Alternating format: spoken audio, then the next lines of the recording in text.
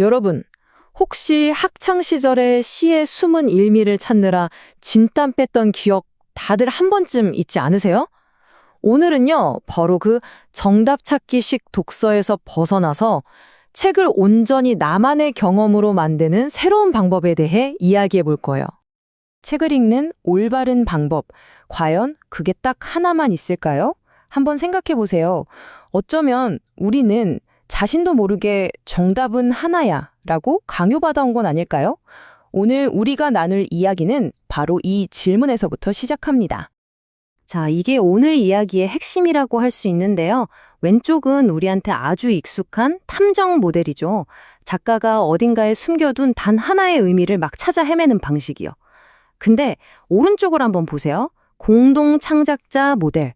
이건 그냥 글자를 읽는 수준을 넘어서서 작가랑 같이 새로운 의미를 만들어가는 훨씬 더 창의적이고 주체적인 역할인 거죠. 어때요? 벌써부터 좀 흥미롭지 않나요? 그렇다면 우리가 왜 그토록 익숙했던 정답 찾기에서 벗어나야 하는 걸까요? 그 이유부터 좀 더 깊이 파고 들어가 볼게요. 이 방식이 왜 우리의 독서 경험을 오히려 방해하는지 말이에요. 학창 시절 문학시험 기억나시죠? 이 시의 주제는 이 질문 밑에 정해진 답을 달달 외워야 했잖아요. 바로 이런 경험들이 우리에게서 책과 나누는 개인적인 교감, 그 순수한 즐거움을 앗아가 버리곤 해요. 독서가 일이 되고 숙제처럼 느껴지는 바로 그 순간이죠. 자, 그럼 문제점을 알았으니까 이제 해결책으로 넘어가 봐야겠죠. 지금부터 제가 소개해드릴 이 개념은 어쩌면 여러분의 독서 인생을 완전히 바꿔놓을지도 몰라요. 바로 독자가 단순한 소비자가 아니라 작품을 완성하는 공동 창작자가 된다는 아이디어입니다. 소설가 밀란 쿤데라의 말인데 정말 강력하지 않나요? 책은 독자가 읽기 전까지는 완성된 게 아니라는 거예요. 그러니까 작가가 찍은 마침표는 이야기의 끝이 아니라 바로 우리, 독자가 새로운 문장을 시작할 출발점이라는 의미인 거죠. 독자의 해석을 통해서 작품은 비로소 다시 태어나는 겁니다. 여기서 핵심 키워드, 수용이 등장하는데요. 이건 그냥 지식을 받아 적는 수동적인 자세가 절대 아니에요. 나의 모든 경험과 감정, 지식을 총동원해서 텍스트와 대화하고 부딪히면서 나만의 의미를 만들어내는 아주 역동적이고 능동적인 과정인 거죠. 자, 그럼 이 멋진 이론을 어떻게 내 독서에 적용할 수 있을까요? 능동적 읽기라는 게 좀 막연하게 느껴지신다면 전혀 걱정하지 마세요. 지금부터 누구나 바로 따라할 수 있는 구체적인 3단계 여정을 제가 안내해 드릴게요. 그건 바로 감상, 분석, 평가 이 3단계입니다. 이 3단계는 독서라는 여행의 지도 같은 거예요. 이 지도만 잘 따라가면 어떤 책을 만나더라도 길을 잃지 않고 아주 풍성한 경험이라는 목적지에 도착할 수 있습니다. 제일 첫 단계는 바로 감상이에요. 분석이요? 그건 잠시 잊어주세요. 책을 딱 덮었을 때 밀려오는 그 첫 느낌. 아, 너무 슬프다. 심장이 막 두근거린다. 이유 없이 화가 난다. 같은 가공되지 않은 날것의 감정. 바로 그게 모든 해석의 출발점이 되는 거죠. 이 첫 신호를 절대 놓치지 마세요. 첫 느낌을 충분히 맛봤다면 이제 두 번째 단계, 분석으로 넘어가는 거예요. 이때는 우리가 명탐정이 되어보는 시간이죠. 감정에서 한 발짝 떨어져서 이성적으로 질문을 던져보는 겁니다. 나는 왜 하필 이 장면에서 눈물이 났을까? 작가가 사용한 어떤 단어나 문장 구조 혹은 숨겨진 복선 같은 장치들을 찾아내면서 그 이유를 파헤쳐보는 단계인 셈이죠. 그리고 드디어 마지막 단계, 평가입니다. 이 단계에 이르면 책은 비로소 온전히 나의 것이 되는 거예요. 이 작품이 내 삶에 어떤 질문을 던지는지, 내 가치관과는 어떻게 이어지는지 깊이 생각해보는 거죠. 이 과정을 거치면 독서는 단순한 정보 습득을 넘어서 나 자신을 돌아보고 성장시키는 아주 강력한 경험으로 완성된답니다. 지금까지는 혼자 하는 독서 여정에 대해 이야기해봤는데요. 근데 이 능동적 읽기의 진짜 힘은요, 이 경험을 다른 사람과 나눌 때 폭발적으로 커지거든요. 독서가 어떻게 즐거운 대화가 될 수 있는지 같이 한번 보시죠. 혹시 독서 토론 같은 거 해보신 적 있으세요?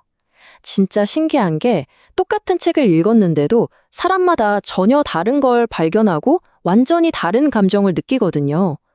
다른 사람의 해석을 들으면서 와, 저렇게 생각할 수도 있구나 하고 감탄하게 되죠. 이렇게 생각을 나누는 과정에서 내 해석은 훨씬 더 깊고 넓어지는 겁니다.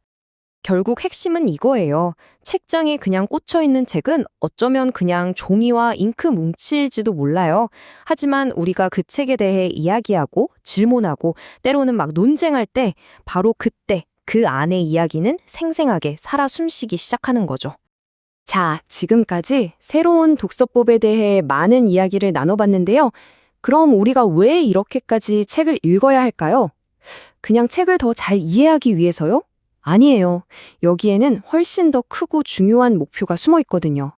진짜 목표는 시험지에 정답을 쓰는 사람이 아니라 삶이라는 더 큰 문제지 앞에서 책에서 얻은 지혜로 자신만의 답을 써내려가는 사람을 만드는 데 있어요. 평생에 걸쳐 책과 깊은 우정을 나누는 평생의 독자 말이에요. 그 효과가 바로 이거예요. 이렇게 수용을 기반으로 책을 읽는 건 그냥 내용을 이해하는 수준을 훨씬 넘어서요. 텍스트에 훨씬 더 능동적으로 참여하게 되고요.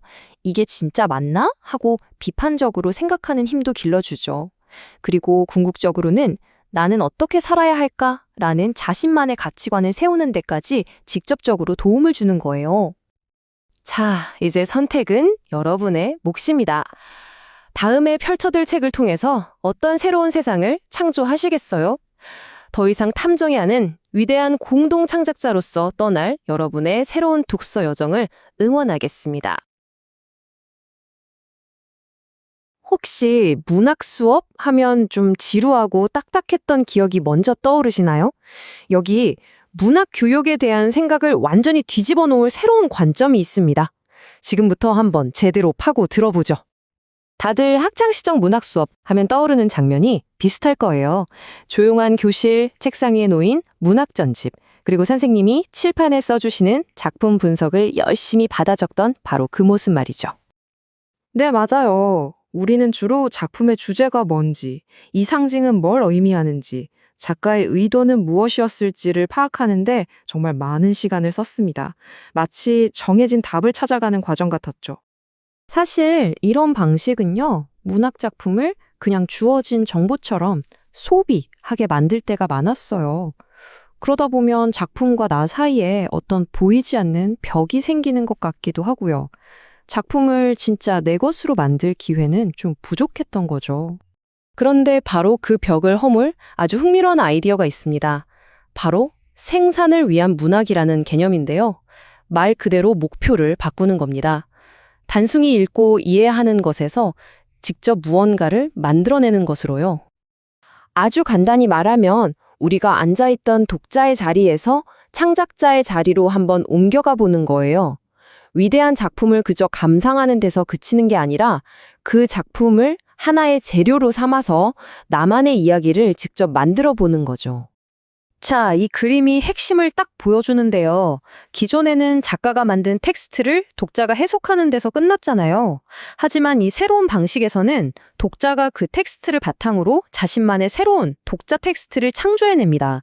일방적인 소비가 아니라 쌍방향의 생산이 일어나는 거죠. 그러니까 핵심은 바로 이겁니다. 초점이 분석에서 창작으로, 우리의 역할이 소비자에서 창작자로, 그리고 목표가 작가의 의도를 찾는 것에서 나만의 의미를 만드는 것으로 완전히 바뀐다는 것. 이거 정말 엄청난 변화 아닌가요? 아니, 그럼 대체 뭘 어떻게 하라는 거지? 하고 궁금하실 텐데요. 지금부터 그 핵심적인 방법을 아주 구체적으로 알아보겠습니다. 막막하게 생각하실 필요 전혀 없습니다. 백지에서 시작해서 거창한 소설을 쓰라는 게 아니거든요. 우리가 활용할 아주 강력한 도구가 있는데 그게 바로 재구성입니다. 말 그대로 기존의 작품을 새롭게 다시 조립해보는 거죠. 예를 들면 이런 것들이 얼마든지 가능해요.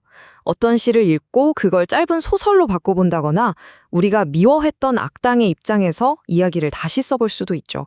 아니면 주인공의 10년 뒤 이야기는 어떨까 상상해보거나 고전을 지금 여기 현대 서울을 배경으로 바꿔보는 거예요. 정말 가능성은 무한합니다. 바로 이게 아주 좋은 예시입니다. 왼쪽에 있는 고즈넉한 시 한 편이 오른쪽에서는 생생한 인물과 사건이 살아 숨쉬는 현대 단편소설로 재탄생했죠. 보세요. 단어와 운율 속에 숨어있던 이야기가 이렇게 구체적인 모습으로 우리 눈앞에 펼쳐지는 겁니다. 그렇다면 이렇게까지 하는 이유가 대체 뭘까요? 단순히 그냥 재미있어서 하는 걸까요? 이런 창작 활동이 우리에게 어떤 놀라운 변화를 가져다 주는지 한번 살펴보겠습니다. 여기 보시면요, 문학 작품을 그냥 받아들이는 수용뿐만 아니라 직접 만들어내는 생산이 국가 교육 과정의 아주 중요한 성취 기준으로 명시되어 있는 걸 볼 수 있습니다. 그러니까 이건 그냥 새로운 아이디어가 아니라 교육적으로도 굉장히 의미 있고 권장되는 활동이라는 거죠. 자, 그렇다면 이런 창작 활동은 구체적으로 어떤 능력을 키워줄까요? 연구에 따르면요, 크게 세 가지 핵심 역량이 눈에 띄게 좋아진다고 합니다. 바로 더 깊어지는 분석력, 날카로운 비판적 사고, 그리고 풍부한 자기 표현력입니다. 생각해 보세요. 작품을 제대로 바꾸려면 원작의 뼈대를 완벽하게 이해해야만 합니다. 그 과정에서 자연스럽게 분석력이 깊어질 수밖에 없죠. 또 작가가 왜 이런 선택을 했을까 하나하나 따져보면서 비판적으로 생각하게 되고요. 나만의 목소리를 담아서 표현하는 즐거움도 알게 됩니다. 그리고 무엇보다 내가 아닌 다른 인물의 삶을 살아보면서 세상을 더 넓게 이해하는 공감 능력을 키울 수 있다는 게 정말 중요합니다. 결국 이 모든 과정은요, 작품이라는 거울을 통해서 나를 발견하는 여정이라고 할 수 있습니다. 창작은 세상을 내다보는 창문이자 동시에 나 자신을 비추는 거울이 되는 셈이죠. 자, 이제 슬슬 정리해 볼까요? 오늘 우리는 문학을 그저 읽는 것을 넘어서 직접 창작하면서 감상하는 이 새로운 패러다임에 대해 깊이 있게 살펴봤습니다. 오늘 이야기에서 이것 하나만은 꼭 기억해 주셨으면 좋겠습니다. 작품을 감상하는 최고의 방법은요, 수동적인 독자에 머무는 게 아니라 능동적인 창작자로 거듭나는 것이라는 점입니다. 그렇게 창작자가 되는 순간 우리는 작품을 훨씬 더 깊이 이해하고 비판적으로 사고하며 마침내 나만의 목소리를 찾게 될 겁니다. 자, 그럼 이제 마지막으로 여러분께 질문을 하나 던지겠습니다. 만약 여러분이 어떤 이야기든 다시 쓸 수 있다면 과연 누구의 목소리로 그 이야기를 들려주고 싶으신가요? 요즘 우리가 이야기를 접하는 방식, 이게 이야기 자체의 변화만큼이나 엄청나게 바뀌고 있어요. 생각해보면 문학이라는 게 이제 더는 책장에만 꽂혀 있는 게 아니잖아요. 네, 바로 이 질문에서부터 오늘 이야기를 한번 시작해볼까 합니다. 인쇄된 글자, 그리고 우리가 매일 보는 이 디지털 화면, 이 둘 사이에 엄청난 간극 속에서 문학 교육은 대체 어떤 길을 찾아야 할까요? 이 차이 한번 보실까요? 정말 극명하죠. 예전 문학 수업에서는 막 두꺼운 소설 붙들고 분석하고 시 외우고 그랬잖아요. 근데 지금 우리는 어때요? 밤새워서 시리즈 정주행하고 스토리 중심의 게임에 푹 빠져 있죠. 그러니까 문학을 배우는 방식이랑 우리가 실제로 이야기를 즐기는 방식 사이에 이만큼이나 거대한 틈이 벌어진 겁니다. 자, 그럼 첫 번째 이야기부터 시작해볼게요. 도대체 우리가 문학을 왜 배우는 걸까요? 그 근본적인 목적부터 다시 한번 짚어보죠. 사실 문학 공부의 목표 자체는 정말 좋아요. 이해력도 키우고 비판적으로 생각하는 힘도 기르고. 근데 문제는 뭐냐면 그 방법이 현실을 잘 못 따라가고 있다는 거예요. 오직 텍스트에만 집중하는 전통적인 방식이 지금 우리에겐 좀 동떨어지게 느껴지는 거죠. 자, 그럼 이야기가 어떻게 변화왔는지 한번 볼까요? 이제 문학이 인쇄된 책 안에만 머물러 있지 않다는 생각, 바로 이 지점이 모든 변화의 시작입니다. 생각해보면 이야기의 형태는 단 한 번도 멈춰있던 적이 없어요. 옛날에는 입에서 입으로 신화가 전해졌죠? 그게 인쇄술 덕분에 소설이 됐고, 지금은 어때요? 우리가 직접 참여하는 인터랙티브 미디어로까지 진화했잖아요. 이렇게 이야기는 항상 그 시대에 가장 잘 맞는 새로운 옷을 찾아 끊임없이 변해왔던 겁니다. 그러니까 결국 이제 문학이 뭐냐 하는 그 정의 자체가 넓어지고 있는 거예요. 책장을 넘어서 영화, 웹툰, 게임, 심지어 SNS까지 이야기는 말 그대로 우리 주변 어디에나 살아 숨쉬고 있습니다. 자, 그럼 이런 상황에서 해결책은 뭘까요? 어떻게 하면 문학이랑 다시 좀 재밌게 만날 수 있을까요? 그 새로운 방법들을 한번 살펴보겠습니다. 예를 들어 영화를 한번 생각해 볼까요?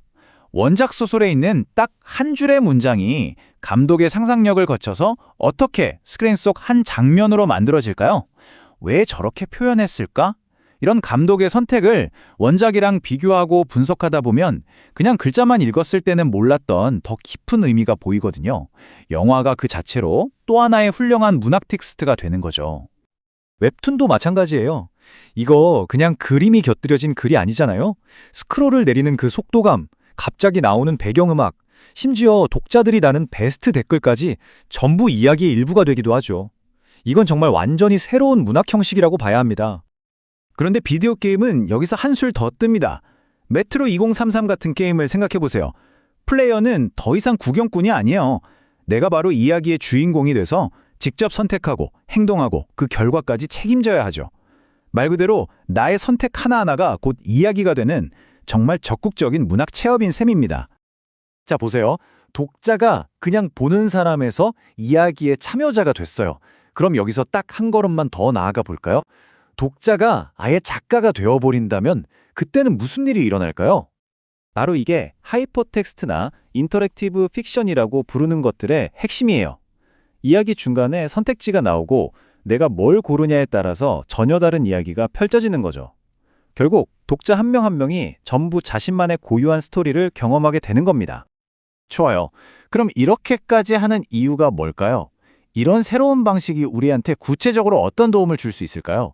왜 이런 변화가 중요한지 그 이유를 한번 알아보겠습니다. 이게 그냥 수업을 재밌게 만들자 이런 단순한 얘기가 절대 아니에요.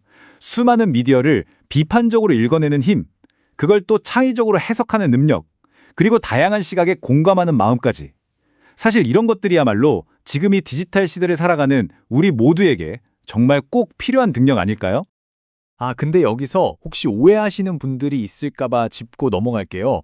그럼 이제 고전은 안 읽어도 되냐? 절대 아니죠. 이건 고전을 버리자는 게 아니라 우리들의 도서관을 더 넓히자는 이야기입니다. 책장 옆에 스크린도 놓고 게임기도 놓는 거죠. 자, 그럼 이제 마지막으로 이야기의 미래는 어떤 모습일지 함께 상상해 보면서 마무리해 볼까요?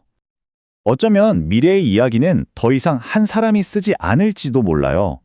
작가와 독자, 개발자와 플레이어, 이런 경계가 점점 사라지면서 모두가 함께 참여하고 만들어가는 그런 새로운 예술이 될 수도 있겠죠. 마지막으로 여러분께 이 질문을 한번 드리고 싶네요. 한 100년쯤 뒤에 우리 아이들의 아이들이 고전이라고 부르면서 읽고 보고 또 플레이하게 될 작품은 과연 지금 우리가 아는 책의 모습 그대로일까요? 아니면 지금은 우리가 상상조차 할 수 없는 완전히 새로운 무언가일까요?